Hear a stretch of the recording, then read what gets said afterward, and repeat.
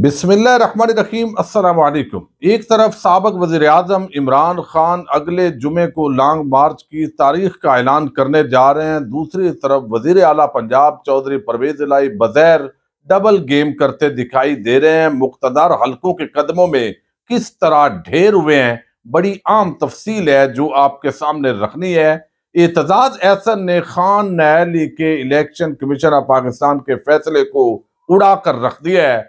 Election commission of Pakistan ने जो तफसीली फैसला जारी किया है उससे कुछ मजीद सवालात खड़े हुए हैं। इससे मुतल्लिका आम खबरों पर इस वीडियो में तफसील के साथ आपके सामने रखूंगा। उम्मीद करूंगा कि आप समाअत करने के बाद हमेशा की तरह अपने कीमती फीडबैक से जरूर आगाह करेंगे। इलेक्शन कमीशन ऑफ पाकिस्तान के 5 रुकनी बेंच ने जिस तरह का इमरान खान की न्यायालय का फैसला दिया है, उसके बाद जो आईनी माहिरीन की अक्सरियत है उनके मुताबिक ये फैसला बायस्ड है, ये गैर जनबदारी पर मबनी नहीं है, बल्कि ये इमरान खान को माइनस करने के लिए ये सारा खेल खेला गया है। लेकिन अब जो तफसीली फैसला जारी किया गया है उसके मुताबिक जो है अब तमाम जिम्मेदारी उन्होंने कहा कि ये जो जवाब दहिंदा है वो उस पर फिक्स होती है। अब मैं थोड़ा सा ये आपके सामने रखना है और फिर हमने एतजाज हसन और परवेज इलाही के हवाले से बड़ी ही आम तफसीलात हैं जो आपके सामने रखनी है। अब इमरान खान के खिलाफ इलेक्शन कमीशन का ये 36 सफ़ात पर मुश्तमिल फैसला है और फैसले में स्पीकर की जानब से भिजवाए गए रेफरेंस पर 7 सवालात तरतीब दिए गए। नायल करार देना इलेक्शन कमीशन का इख्तियार है। एक तो उन्होंने ये कहा है कि ये हमारा इख्तियार है। इलेक्शन कमीशन 120 दिन बाद भी असासों के गोशवारों में गलत मालूमात देने या छुपाने और झूठे डिक्लेरेशन पर कार्रवाई का इख्तियार रखता है। इलेक्शन कमीशन ने अपने फैसले में सुप्रीम कोर्ट के हुक्म का हवाला देकर इमरान खान का ये मौकफ कि उसके पास इख्तियार नहीं है, इसको मुस्तरद किया है। इस फैसले के अंदर इलेक्शन कमीशन ने मजीद कहा है कि सुप्रीम कोर्ट ने इमरान खान बनाम नवाज शरीफ केस में करार दिया था कि आर्टिकल 62 और 63 के तहत नायल करार देना सिर्फ और सिर्फ इलेक्शन कमीशन ऑफ पाकिस्तान का इख्तियार है। तो अगर तो सिर्फ और सिर्फ जो है वो इलेक्शन कमीशन ऑफ पाकिस्तान का इख्तियार है, तो नवाज शरीफ की न्यायालय सुप्रीम कोर्ट ऑफ पाकिस्तान ने जो है वो क्यों दी थी? इलेक्शन कमीशन ने करार दिया कि माली साल के दौरान कितने तहफ़ हासिल किए, कितने किसी और को मुंतकिल किए, ये बताना जवाब गुजार की जिम्मेदारी है। मगर इमरान खान ने जानबूझकर इलेक्शन से हकायक छुपाए, गलत बयानी की और झूठ बोला। अब यहां पर तो जो जिम्मेदारी है वो है इमरान खान पर, लेकिन 16 अरब रुपए की मनी लॉन्ड्रिंग की ट्रांजैक्शन वहां पर जिम्मेदारी नैब पर है और जो ये साबित नहीं कर सकेगा उसको उल्टा सजा दी जाएगी। यानी बाकी जो FIA के अंदर केसेस हैं उनके अंदर भी जो जिम्मेदारी है वो FIA की है कि वो साबित करे। और तमाम इस वक्त जो नैब कवानीन है और दीगर कवानीन के तहत ये कहा गया है कि जनाब अगर लंदन के अंदर या किसी बेनामी जो प्रॉपर्टी किसी की निकल आती है तो ये वो इदारा साबित करेगा कि ये उसकी है, यानी उसने रिश्वत ली है, कमीशन खाया है। तो इतने सबूत तो नहीं है, बल्कि पहले ये होता था कि उस बंदे ने जिसके आमदन से ज्यादा सजात थे उसने साबित करना होता था कि भाई मेरे ये इनकम यहां से आई है। इसी बुनियाद पर शरीफ खानदान के खिलाफ केसेस बनाया गया है, जरदारी जो है और बाकी बहुत सारे लोगों के खिलाफ, और उन तमाम लोगों को NRO 2+ जो दिया गया है उसके मुताबिक ये अंधेर नगरी और चौपट राज किया गया। और यहां पर जो इलेक्शन कमीशन है वो कहता है ये जवाब दहिंदा ने बताना है। अब इलेक्शन कमीशन कहता है तोशाखाना तहफ़ की तफसीलात इलेक्शन कमीशन के असासों से मुतल्लिक फॉर्म 20 से मुताबिकत नहीं रखता।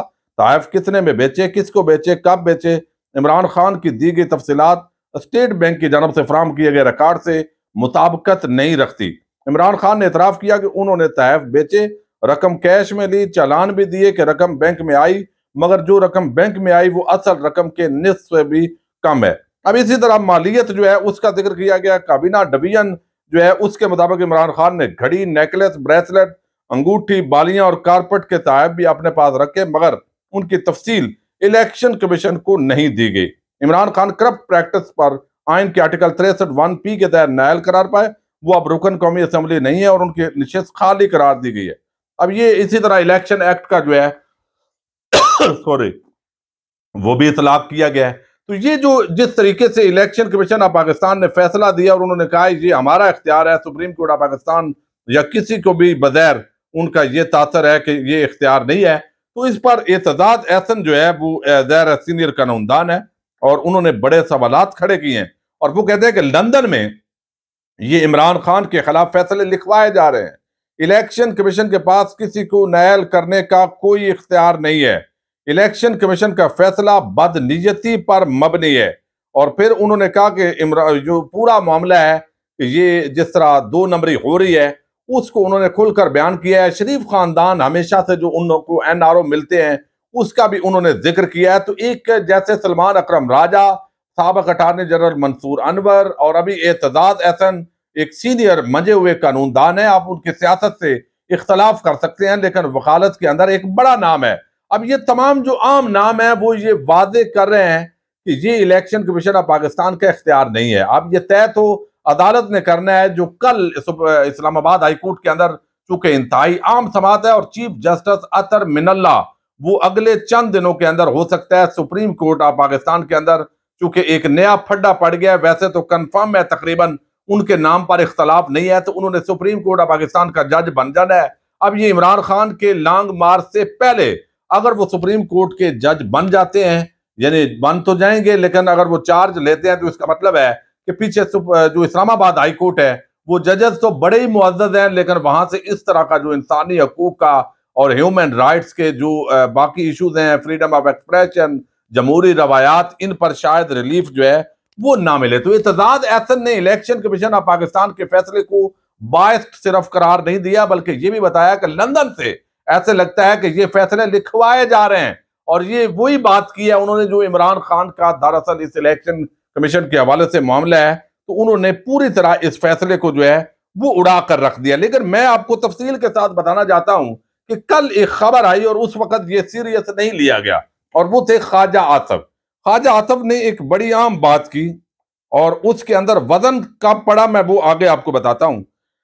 ख्वाजा आसफ ने कहा जी इमरान खान को चाहिए चौधरी परवेज इलाही का ख्याल करे, वो किसी और तरफ ना चला जाए। उनकी सफों में तोड़ फोड़ शुरू हो चुकी है।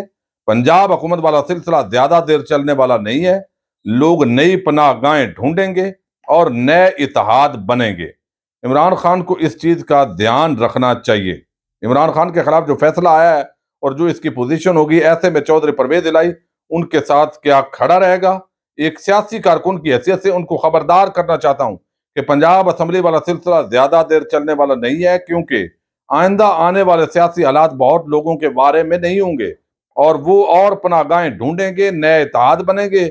और ये सारी बात उन्होंने की है कि जैसे PTI जो है वो भी टूट फूट का शिकार होगी, ये ज्यादा देर पंजाब हुकूमत भी नहीं रहेगी, तो परवेज इलाही जो है वो पछताएंगे। और इन्होंने बात कर दी कि परवेज इलाही पर नजर रखे इमरान खान। अब ये स्टेटमेंट चूंकि सियासी मुखालफिन देते रहते हैं और इसको नॉर्मल लिया गया, लेकिन परवेज इलाही साहब ने हद कर दी।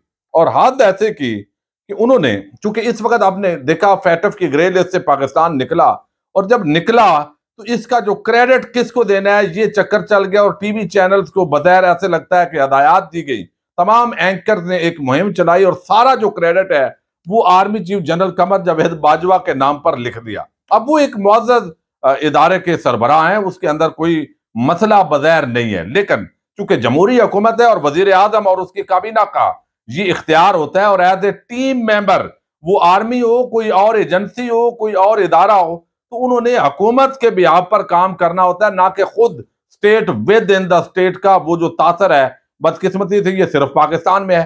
अब बगैर मैंने देखा बड़े टीवी चैनल, बड़े एंकर्स वो यहाँ हमें तो जमहूरियत का सारी जिंदगी चूरन बेचते रहे हैं। वो बताते रहे हैं कि सिविल सुप्रीमेसी क्या होती है। हम नवाज शरीफ का इसलिए साथ दे रहे हैं कि वो सिविल सुप्रीमेसी पर यकीन रखते हैं। तो जब अब नवाज शरीफ ने घुटने पकड़े हैं, पांव पकड़े हैं, मरियम नवाज, नवाज शरीफ और पूरे खानदान ने, तो अब उनकी वो जमहूरियत, वो सारी चीजें इधर उधर हो गई हैं, क्योंकि बुग़्द इमरान के अंदर अंधे हैं। अब ये जो क्रेडिट है ये दिया गया जबरदस्ती। अब यहां पर जो इदारों का किरदार है वो वाज़ेह है, लेकिन ये कि इमरान खान को उड़ा दो खबरों से, और सिर्फ जो है वो जनरल बाजवा साहब कोई वजीर आजम तो नहीं है, कोई सदर तो नहीं थे पाकिस्तान के, हमारे आर्मी चीफ हैं, रिस्पेक्टेबल जो है वो उनकी जिम्मेदारी है, लेकिन ये एक काम किया गया। अब इसके अंदर जो है चौधरी परवेज इलाही जो है, ज़ाहिर है दोनों तरफ जो बंदा मजबूर होता है उनके हालात क्या होते हैं ये बड़ा आम है। ये आपके सामने मैंने ट्वीट रखने, और फिर जो चौधरी साहब ने 12 घंटे के बाद यू टर्न लिया है वो बड़ा हैरान कुन है। अब यहां पर उन्होंने कहा जी वो कहते हैं इमरान खान और general Qamar Javed Bajwa grey list से निकलने की कामयाबी के असल हीरो हैं, ये परवेज इलाही ने कहा। FATF की ग्रे लिस्ट से निकलने पर अल्लाह ताला का शुक्र बजा लाते हैं। FATF की ग्रे लिस्ट से निकलने की कामयाबी पूरी कौम की बहुत बड़ी फतह है। इस कामयाबी का सेहरा इमरान खान और उनकी टीम को जाता है। Army chief general Qamar Javed Bajwa ने इस कामयाबी में अपना भरपूर किरदार अदा किया।